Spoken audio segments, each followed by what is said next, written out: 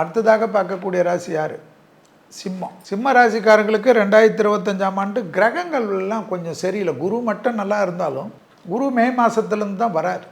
ஆனால் சிலதெல்லாம் குடும்பத்தில் தொழிலில் கொஞ்சம் கவனமாக இருக்கும். குரு மாறதுக்குள்ளே தொழிலை ஏதாவது கெடுத்துட்டு போயிடக்கூடாது. நீங்களே தொழிலை போயிட்டு கெடுத்துட்டு மாட்டிக்கக்கூடாது. தொழிலில் ரொம்ப ரொம்ப கவனமாக இருக்கும். தொழிலில் மேலதிகாரிகளுக்கு மனசளவில் கூட ஒரு பேச்சுறதோ, முதலாளிகளுக்கு ஏதாவது பேசுகிறதோ அப்படியே போயிடும், மாட்டிப்பீங்க. அடுத்தது ஜென்மத்தில் கேது வரனால நரம்பு. 30 வயசு கடந்தவங்க, 24 வயசை கடந்தவங்களே ஜாக்கிரதையாக தான் இருக்கணும். லவ்வர்ஸ்குள்ளே பிரச்சனை, குடும்பத்தில் கணவன் மனைவி சண்டை, தேகாரக்கும் தான் முதுகு, வயிறு, கழிவுகள், ஹார்மோனல் குறைபாடு எல்லாம் பார்த்துக்கணும். பிள்ளைகள் விஷயத்துலலாம் தீர்க்கமான ஒரு முடிவு எடுக்கணும். பிள்ளைங்கள் விஷயத்துலலாம் நம்ம இதுதான் இப்படி தான் அப்படி தான் சில கஷ்டமாக இருக்கும், ஆனால் எடுக்கணும், இல்லைன்னா தப்பாயிடும். அதெல்லாம் நீங்கள் தான் பார்த்துக்கணும். அதே சமயம் சுபகாரியம், அஷ்டமத்தில் சனி வரக்கூடிய காலகட்டத்தில் கூட கல்யாணம்லாம் நடக்கும். ஏன்னா குரு பார்வை வருது. ஏதாவது கல்யாணத்தில் இல்லைனா சண்டை சச்சரவு வந்தாலும் காம்ப்ரமைஸ் ஆகுறது, அந்யோன்யம் அதிகரித்து கொள்வது, பழைய தவறுகள் எல்லாம் திருத்து கொள்வது. கடவுள் வாய்ப்பு மீண்டும் மீண்டும் கொடுக்க மாட்டான். அதெல்லாம் செஞ்சு கொடுக்கறது ரொம்ப நல்லது.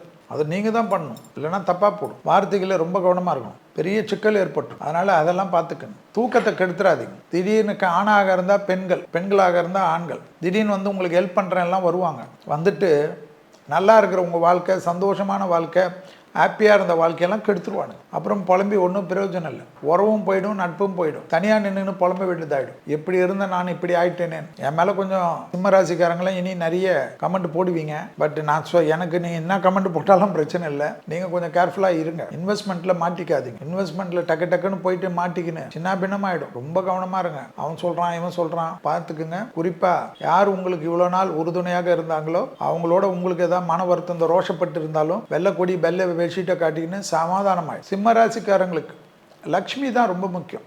மகாலட்சுமி, எந்த லக்ஷ்மி, அஷ்டலக்ஷ்மியில் எந்த லக்ஷ்மியாவது. அதே போல் அஷ்டலக்ஷ்மி கடாட்சத்துக்கு அஷ்டலக்ஷ்மி சோத்திரத்தை கேட்குறதெல்லாம் ரொம்ப நல்லது. ஸோ மகாலட்சுமி ரொம்ப பிடிச்சிக்கிறது ரொம்ப ரொம்ப நல்லது. அதே போல் பிளட் ப்ரெஷரில் லோ பிபி, ஐபிபி பார்த்துக்கு.